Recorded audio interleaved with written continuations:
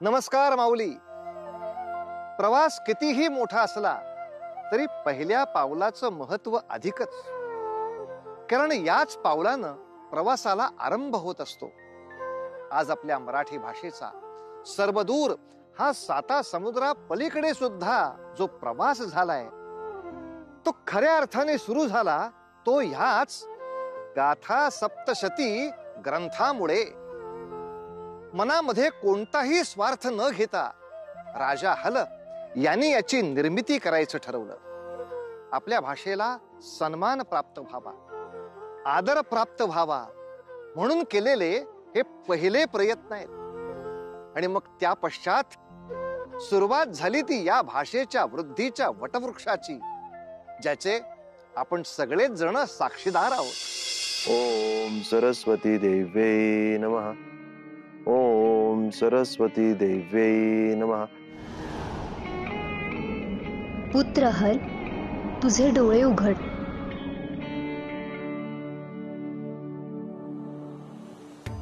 जिची तू साधना करतो आहेस ती मी देवी सरस्वती.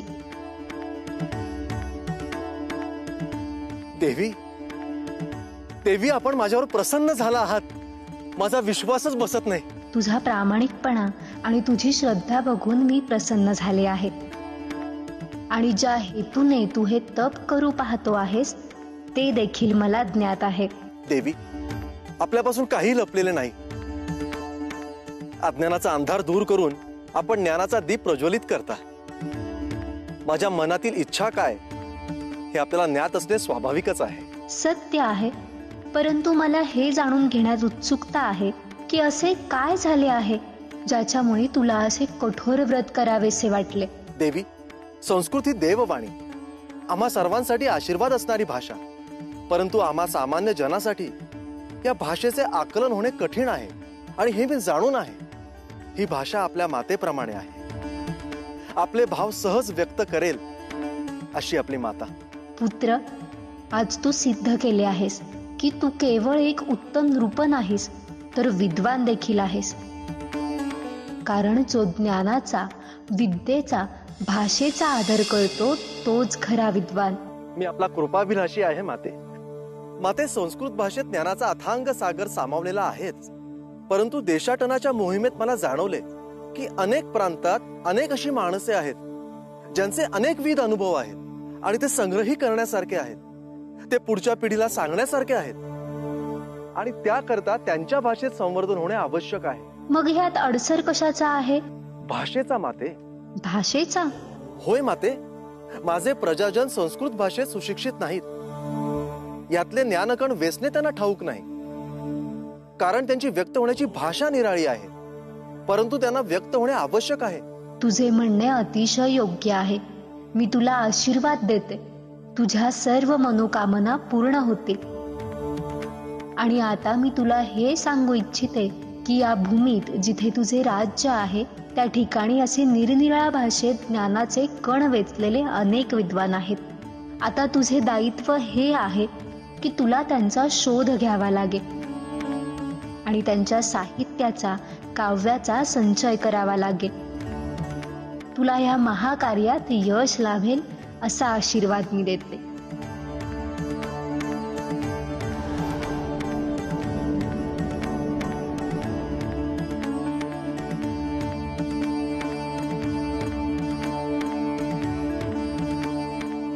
काय झाले महाराज? आम्हाला असे जाणवले की आपण कुणाशी तरी संवाद साधत होतात. मला साक्षात देवी सरस्वतीने दृष्टांत दिला. अहो, काय सांगताय महाराज? होय, माझ्या तपश्चर्येवर प्रसन्न होऊन आपल्या सर्व इच्छा पूर्ण होण्यासाठी तिने मार्ग सुचवला आहे. महाराज, हे सगळं अकल्पित आहे. असो, तुमच्या इतक्या वर्षांच्या प्रयत्नांना यश लाभलं. होय विजयानंद, आपल्या राज्यात शेकडो, लक्ष, कोट्यवधी असे कवी आहेत ज्यांनी असे कार्य करून ठेवले आहे. त्यांच्या भाषेचा, त्यांच्या अनुभवांचा, त्यांच्या लेखनाचा आपल्याला संग्रह करता येईल असे देवीने आश्वासन दिले आहे. पण महाराज, या सगळ्यामध्ये एक गंभीर समस्या आहे. आता कसली समस्या अमात्य?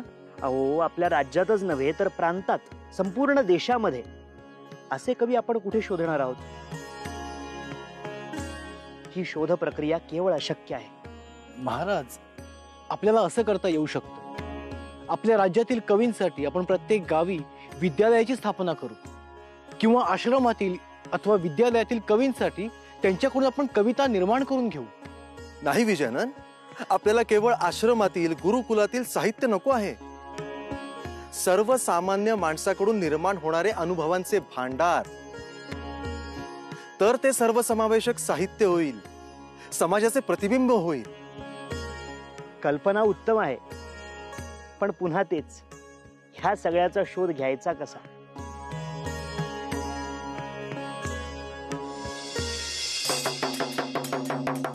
ऐका हो ऐका, सर्वांनी कान देऊन ऐका। महाराज हल यांनी सर्वांना आवाहन केले आहे की जो कोणी स्वतःच्या भाषेत काव्य करण्यासाठी उत्सुक असेल त्याने ते अवश्य उतरवावे आणि महाराजांकडे सुपूर्त करावे। हो, काय रे नवीन काव्य म्हणजे? अरे काव्य म्हणजे माहित नाही का तुला? जसे संस्कृत मध्ये असते तसेच, परंतु ते देखील आता आपण आपल्या भाषेत लिहू शकतो। म्हणजे जमेल का आपल्याला? अरे प्रयत्न केल्याशिवाय कसे समजेल? महाराजांनी असे देखील सूचित केले आहे की या काव्य लेखनासाठी वयाचे किंवा विषयाचे बंधन नाहीत। तेव्हा या उपक्रमात सहभागी होणाऱ्या प्रत्येक कवीस महाराजांकडून मुबलक असे मानधन देण्यात येईल। हो,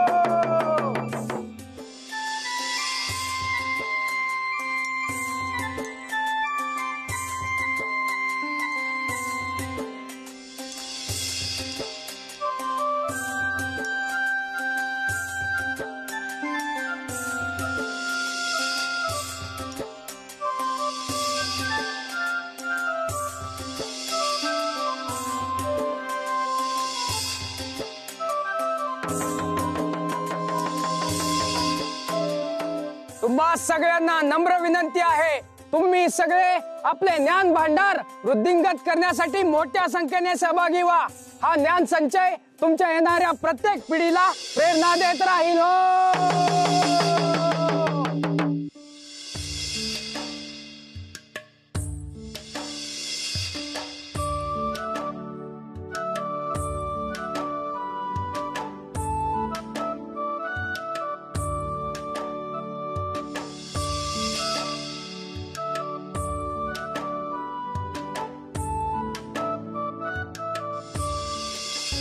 पुत्रहल, ही तुमची पुण्याईच म्हणावी लागेल।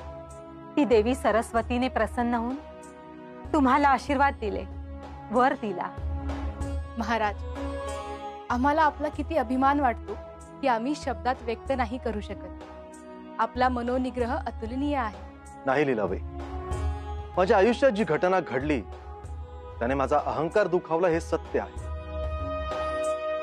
परंतु आपल्यात जर एखाद्या गुणाची कमतरता असेल तर आपल्या आयुष्याला पूर्णत्व येत नाही याचा मला साक्षात्कार झाला।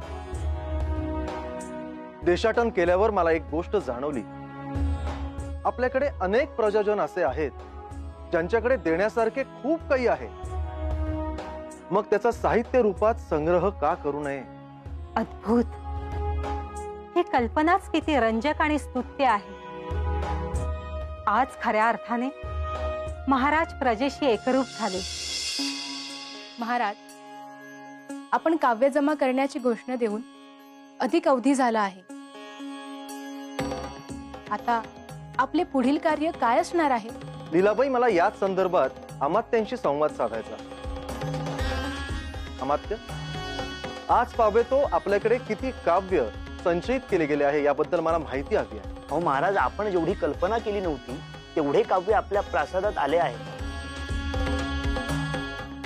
आणि मला तर असेही भय वाटले की त्यांचा संग्रह करता करता प्रासाद भरून जाईल आणि आपल्यालाच बाहेर जावे लागेल की काय। अमात्य, आपल्या प्रजेला स्वतःच्या मनातील भाव व्यक्त करावेसे वाटतात, तेही आपल्या राजाकडे। होय महाराज, माझ्यासाठी ही विश्वास निर्माण करणारी गोष्ट आहे। आता आपल्या समोर असे दायित्व आहे की हे सर्व मौल्यवान साहित्य, त्यातील रचना याचा आपल्याला सुनियोजित ग्रंथ निर्माण करावा लागेल। महाराज, हे कसे शक्य आहे? कारण आपल्याकडे आलेल्या रचनांची संख्या बघता त्या सगळ्या रचनांचा एक ग्रंथ होणे हे केवळ अशक्य आहे महाराज. समस्या तर आहे, पण त्यावर मार्ग काढावाच लागेल.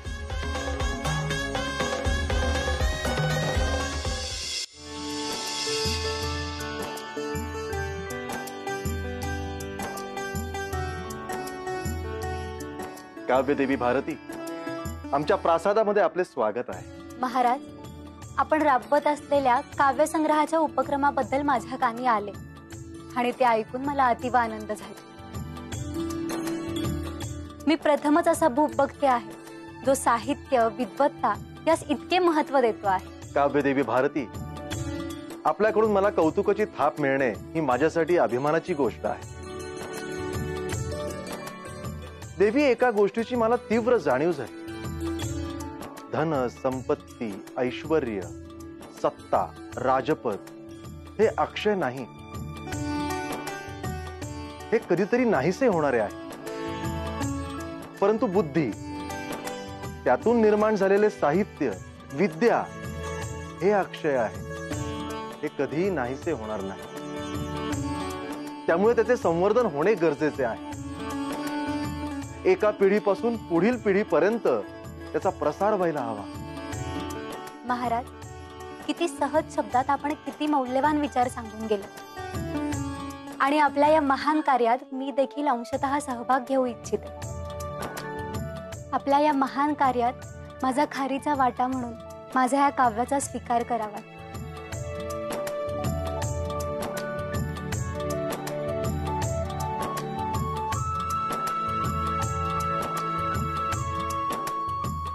देवी, आपण असे बोलून मला लज्जित करत आहे. आपल्यासारख्या थोर कवयित्रीकडून मला काव्य मिळणे, याहून तो आनंदाचा क्षण कोणता. मीच आपला आभारी आहे. महाराज, काव्यदेवी यांच्याकडनं आलेले हे काव्यरत्न धरून आता आपल्या काव्य रचनेची संख्या ही 1 कोटीहून अधिक झाली आहे. परमेश्वरा, म्हणजे आपली समस्या बिकट झाली तर. काय झाले महाराज? आपण कोणत्या समस्येविषयी बोलत आहात? देवी, माझा असा मानस आहे की या सर्व रचनांचा एक ग्रंथ निर्माण करायचा. परंतु देवी, त्यांची संख्या इतकी अधिक आहे की ते करणे शक्य नाही. महाराज, यावर माझ्याकडे एक उपाय आहे. कुठल्याही साहित्यात किंवा कला निर्मितीमध्ये संकलक आणि टीकाकाराची भूमिका ही महत्वाची ठरली जाते.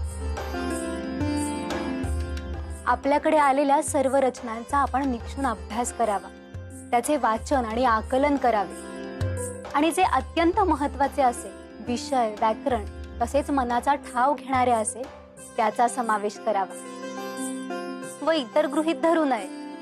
असे केल्याने आपल्यावरील भार कमी होऊ शकतो. अगदी योग्य उपाय सुचवलात. रचनांची निवड करून त्यांचे योग्य वर्गीकरण करून अभ्यास करणे सुसज्ज ठरेल. चला अमात्य, आता पुढील मार्ग आपल्याला सापडला.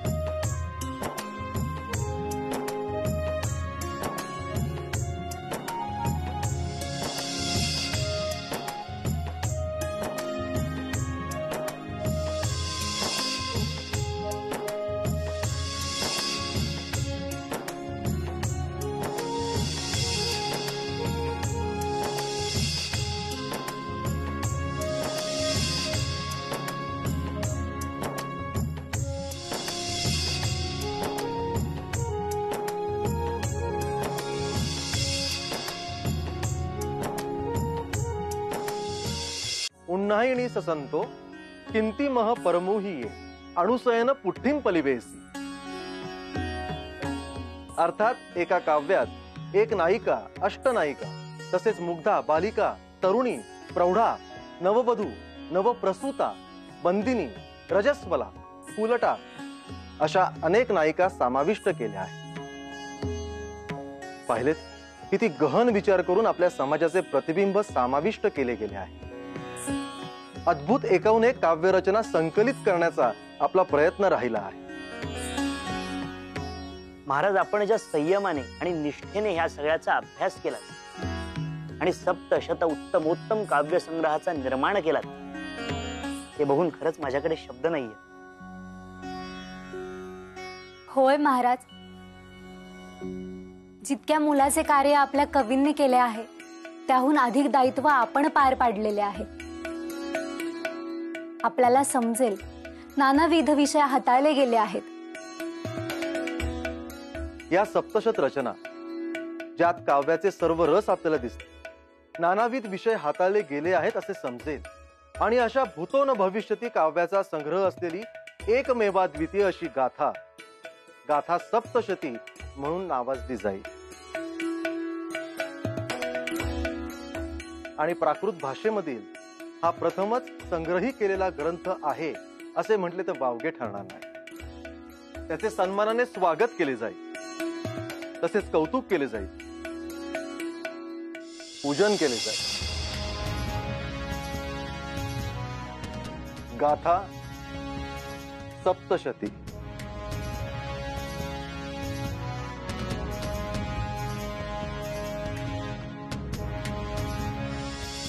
अशा प्रकारे पुत्रांनो, प्राकृत भाषेतील पहिल्या ग्रंथाची आणि सर्वोत्तम ग्रंथाची निर्मिती करण्यात आली. गाथा सप्तशती हा केवळ ग्रंथ नव्हे, हा वारसा आहे. आपल्या संस्कृतीचा वारसा, समाज मनाचं प्रतिबिंब आहे, भाषेचं मनोगत म्हणावं तर. पण हा वारसा आज मी तुमच्या स्वाधीन करतो.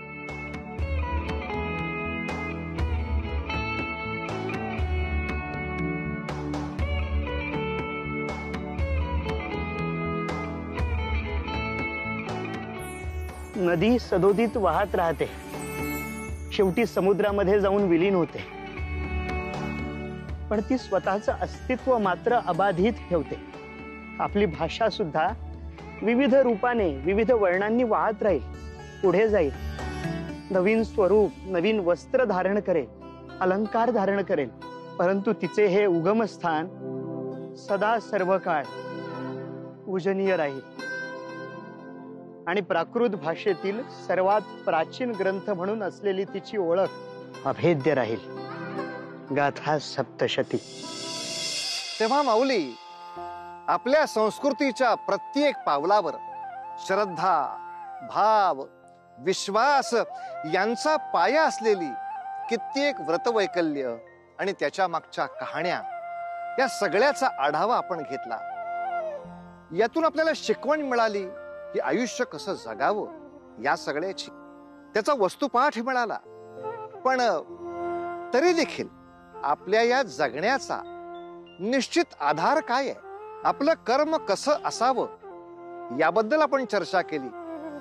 पण हा संस्कृतीचा, आपल्या कहाण्यांचा प्रवास संपत आलाय. आत्ताच्या भागांमध्ये आपण आपल्या मराठी भाषेची महती नव्याने समजून घेतली. आता तोही प्रवास संपण्याच्या नजीक आलाय. तेव्हा आपल्या निरामय आणि सुखमय आयुष्याची प्रार्थना करतो माऊली. उतू नका, मातू नका, घेतला वसा टाकू नका.